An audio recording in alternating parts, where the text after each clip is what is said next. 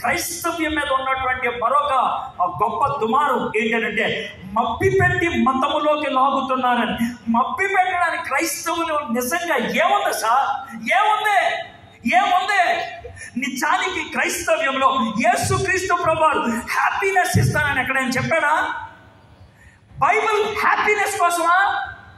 కాదు, హోలీనెస్ కోసం. Bible grace కోసం, కృప కోసం.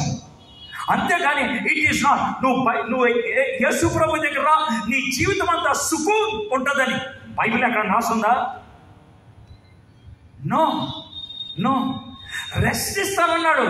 ఆ రెస్ట్ బయట ప్రజలకు కనబడేది కాదు, గుండె లోతుల్లో ఉండేది. రాళ్ళ పెట్టి కొడుతున్నా కూడా స్టెఫెను పైకి తలెత్తి, తండ్రి వీరేం చేస్తున్నారు, వీరేరు గారు వీరు క్షమించరన్నాడే. ఆ రెస్ట్ నీకు పైన దెబ్బలు తగులుతున్నాయి. స్టెఫెను చచ్చిపోయాడు కూడా. But in that